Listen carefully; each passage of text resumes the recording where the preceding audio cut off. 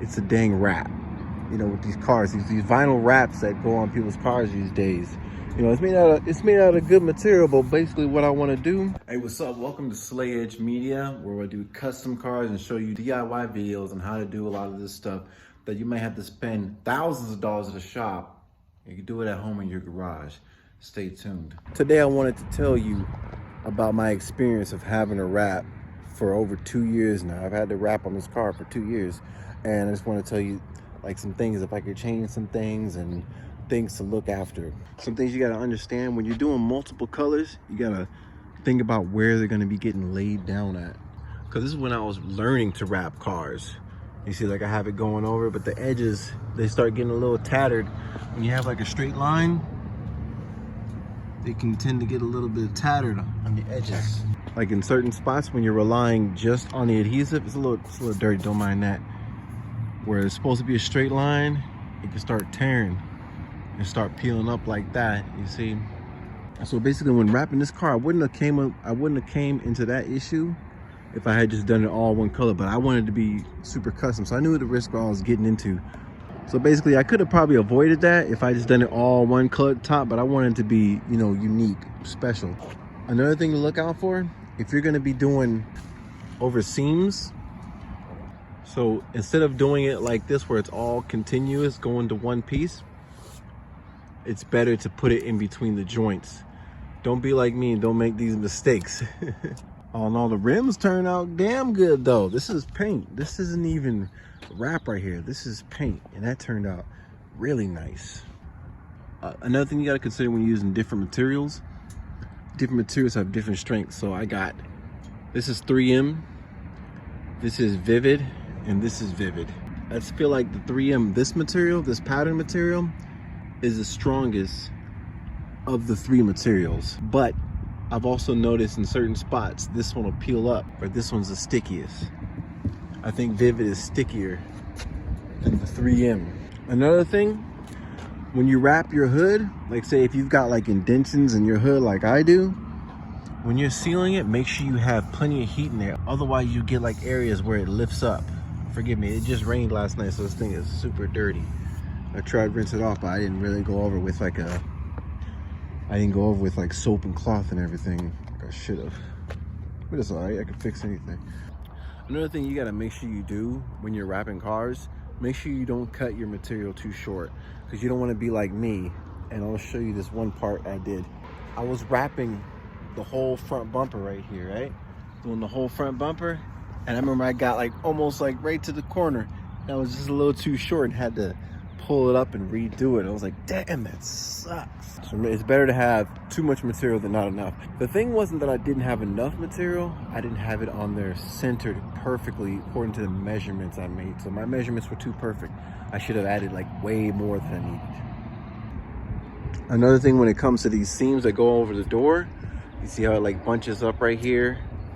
That's because that's where the door opens. I'm not sure if it's because of the stickiness of this material. Like I said, the 3M would come up, but you see right here in the same door, the Vivid one is just fine. It hasn't moved at all. It's like completely just fine. But this material, I was like, I'm thinking it was gonna be, I was thinking that the adhesive was gonna be strong enough, but you see it like peels up on the opening. So I literally gotta do this whole piece right here again, because it started coming up like this. And that's just from the friction opening and closing the door. So definitely, if you can, overlap that thing, go all the way down here.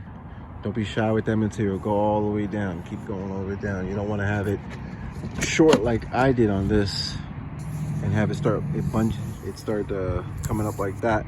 To be honest, for the most part, I'd say 90% of it is pretty damn good. But there are flaws when it comes to edges and corners and areas that are more used than other areas. Like say if it's just a flat surface, then the area is gonna be adhering to it, no problem. But when you got multiple colors, multiple patterns, when you got a crazy design like this, you gotta be real careful with doing it. In some situations, I prefer paint. Another thing that you gotta be really careful with is when you're putting on the material onto whatever you're using, make sure you don't heat it up too much, because you can literally break the material. You could be using it, it could break, or if it's too cold, it could break. You want to keep it at a happy medium temperature. It's a real dance you have to do with the heat and applying, and the heat and applying. You have to make sure you be very graceful and careful with it. Another thing, typically a lot of people will just lay a huge piece of material on the car and just make it smooth, you know, and then just cut the little seams for the doors just so it can close and everything. But then the problem with that, like I did here, you get areas like this. So because if I had wrapped this door individually, each door individually, and came around all the way on each piece, then I wouldn't have this flipping shit going on right here, you know. But nothing's perfect, you know. That's how customs are. It's all about learning and then doing it better next time. There's actually this new stuff that's out that you can get that's a spray wrap.